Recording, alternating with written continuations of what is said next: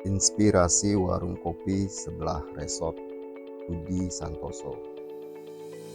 Pria Parubaya itu mengucap salam dan masuk ke ruangan uji. Meski raut wajahnya agak kusut, beliau tampak tegap.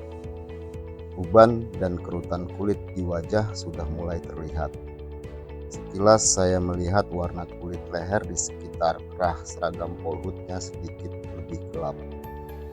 Dari penampilannya, saya menduga beliau adalah polisi kehutanan senior. Dugaan saya terkonfirmasi dari berkas portofolionya. Bapak Polhut ini telah mengabdi di sebuah resort pengelolaan Taman Nasional selama lebih dari 25 tahun. Selamat pagi, silahkan duduk Pak, sapa saya di awal sesi wawancara kami. Siap, jawab beliau sambil mengambil sikap duduk tegak di hadapan saya. Sambil membolak-balik portofolio beliau, saya perhatikan sesekali beliau mengusap dahinya yang tidak berkeringat. Lokasi uji kompetensi yang terletak di kaki gunung ini ternyata membuatnya kegerahan, padahal udara di sana sangat sejuk. Lalu saya melihat kedua tangan beliau dilipat di atas meja, ibu jarinya dimainkan, keempat pasang jari jemari lainnya saling mengait. Tampak gelisah, raut mukanya tegang, tatap matanya resah. Bapak siapa namanya? Tanya saya. Agus Bapak, jawabnya singkat. Coba ceritakan secara singkat bagaimana dulu Bapak bisa jadi polhut, tanya saya. 1 detik, 2 detik, 3 detik, hingga kira-kira setengah menit kemudian Pak Agus hanya menatap saya sambil terdiam. Bapak paham pertanyaan saya? Tanya saya. Pak Agus masih terdiam sambil tetap menatap. Pak, suara saya agak keras membuat Pak Agus kaget. Siap Bapak, jawabnya singkat.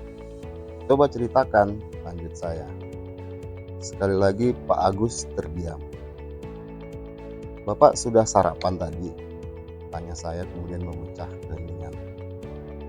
Beliau menjawab dengan anggukan tanpa ekspresi. Bapak sedang sakit, lanjut saya kemudian. Lagi-lagi Pak Agus tidak menjawab. Dia hanya merespon dengan gerengan kepala pelan. Saya gelisah dan jadi khawatir dengan pertanyaan yang saya ajukan. Jangan-jangan pertanyaan saya tidak ditangkap dengan jelas oleh asesi saya, atau intonasi pertanyaan saya yang mungkin agak ofensif sehingga membuat Polhut Parubaya itu takut, diam, defensif. Saya kemudian teringat pada hari sebelumnya Pak Agus sempat datang ke meja saya. Selamat pagi, izin komandan, saya Agus, jabatan Polhut Mahir, siap untuk mengikuti uji kompetensi, kata Pak Agus dengan nada yang tegas. Selamat pagi, silakan Bapak, silakan duduk, jawab saya. Portofolionya Pak, tanya saya kemudian. Pak Agus mengernyitkan dahi sambil mencondongkan mukanya sedikit ke depan. Iya, portofolio Bapak. Dokumen-dokumen yang isinya seperti yang telah disampaikan panitia uji kompetensi kemarin, setelah saya sambil menunjukkan contoh portofolio milik koleganya. Belum ada Bapak, jawabnya sambil menunjukkan muka agak kebingungan. Pak, Bapak kalau mau mengikuti uji kompetensi harus membawa portofolio yang sesuai dengan jabatan dan jenjang uji yang akan Bapak tempuh. Saya coba menjelaskan. Siap Bapak, jawabnya singkat. Silakan Bapak, mohon untuk disiapkan dulu dokumennya. Tanya saja sama panitia atau teman-teman Bapak. Saya tunggu sampai malam nanti ya Pak, jelas saya. Kembali ke ruangan uji kompetensi, saya lihat raut muka Pak Agus semakin tegang. Kali ini beliau benar-benar mengelap dahinya yang mulai berminyak. Sekejap saya mulai mengevaluasi pertanyaan saya. Terus kemudian kembali saya tatap Pak Agus. Bapak tenang saja ya Pak. Coba Bapak tarik nafas dalam secara pelan-pelan dan hembuskan nafas pelan-pelan. Kata saya berlagak sok bijak memberi petuah sambil mencontohkan teknik pernapasan yang saya anjurkan. Tak beberapa lama kemudian terlihat Pak Agus mulai melakukan apa yang saya sarankan. Beberapa kali dia terlihat menarik nafas dalam dan membuangnya pelan-pelan. Anak Bapak berapa? Tanya saya mencoba kembali membuka komunikasi. 3 Pak, jawabnya spontan tepat pada ujung pertanyaan saya. Tapi bukan sulung semua kan Pak? Tanya saya agak jahil. Siap, hanya 1 mamahnya Bapak, jawab Pak Agus tertawa. Momen ini tidak terduga. Sudah hampir 15 menit lebih muka Pak Agus tegang dan masam. Guys, sudah mulai tenang rupanya dia, pikirku sambil mengamati raut muka Pak Agus. Saya dengar warung kopi sebelah resort Bapak yang jualan tanda Bahenol. Saya meledek. Loh, kok Bapak tahu? Katanya sambil kedua tangannya memegang meja dengan muka sedikit maju ke arah saya. Ya tahu dong Pak. Hati-hati ya Pak, kata saya. Hahaha, Pak Agus tertawa terbahak-bahak. Sejenak saya merasa senang. Bisa saya mulai ujiannya Pak? Tanya saya kemudian. Siap Komandan, Polhut Mahir Agus siap melaksanakan ujian, sahutnya dengan wajah yang benar. Alhamdulillah, dalam batin saya mengucap syukur. Tidak lama kemudian saya memulai uji kompetensi yang sesungguhnya itu. Tak dimana Pak Agus dapat melewati uji kompetensi pada jenjang Polhut Melia dengan baik. Pak Agus yang sebelumnya dia membisu itu kemudian berubah menjadi fasih. Beliau bahkan sangat lancar menjelaskan semua kegiatan yang ada di dalam portofolionya. Memang ada beberapa hal yang beliau masih bingung. Misalnya kegiatan kunjungan ke masyarakat. Tapi tak lebih karena persoalan istilah dan kosakata. Setelah saya pancing, beliau mampu menjelaskannya dengan baik dan runut sampai selesai. Saya salut sebagai Polhut mahir yang bertugas sepanjang karirnya di lapangan. Pak Agus mampu mengidentifikasi dan menyelesaikan tugas dengan baik. Beliau bercerita suatu waktu bertemu dengan sekelompok pembalap liar yang siap menebang pohon. Berbekal pengalamannya, beliau dapat mengusir para pembalap itu tanpa kekerasan. Bayangkan, apabila kelompok pembalap liar tersebut tidak ditangkap, berapa pohon yang akan ditebang. Sebagai Polhut, Pak Agus sangat bertanggung jawab dalam tugasnya.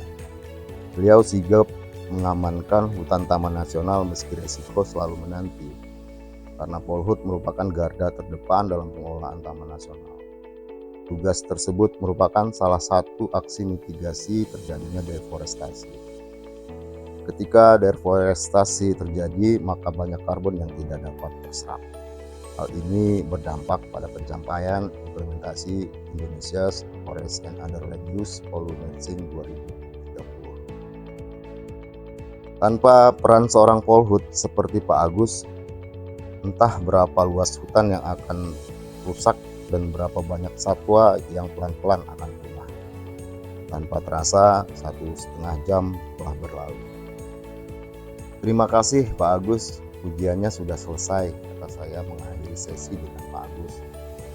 Terima kasih Komandan, jawab Pak Agus dengan senyum lepas tanda lega. Kalau boleh tahu, mengapa di awal tadi nampak gugup dan tegang Pak? Tanya saya kemudian. Iya Bapak, saya ternyata dikerjain teman, jawab Pak Agus. Bahan portofolio saya belum lengkap, saya sudah ditakut-takuti. Nanti kalau tidak lulus akan menerima sanksi katanya. Malum Bapak, saya orang lapangan, jelas Pak Agus. Kok bisa? Kan semua sudah dijelaskan panitia di grup WA timpal saya. Siap betul Bapak, namanya juga orang senior, sepuh maksudnya, dan orang lapangan Bapak. Saya kan tidak melek teknologi, jadi agak sulit untuk mengikuti perintah-perintah yang dikirim melalui HP kalau Pak Agus mencoba menjelaskan. Teman saya sudah mengirimkan bahan-bahan melalui Drive atau apa gitu, Google Drive mungkin maksudnya. Tapi kan saya tidak paham caranya, kata Pak Agus menambahkan. Terus semalam gimana dong akhirnya? Tanya saya sambil meledek. Saya tidak tidur semalaman Pak. Setelah Bapak koreksi semalam itu saya tidak enak makan juga, jawab Pak. Pantesan penampakannya kusut, mukanya tidak segar, tegang dan resah batin saya. Kisah Pak Agus ini mungkin hanya sepenggal dari cerita pengalaman dalam mengakses lokasi asesi. Keterbatasan pengetahuan serta teknologi dapat menjadi tantangan asesi dalam mengikuti uji kompetensi. Pun demikian juga yang terjadi dengan asesor pemula macam saya ini. Kondisi asesi yang random mengharuskan asesor untuk memutar otak untuk menemukan solusi. Antara tegang dan grogi menjadi campur aduk.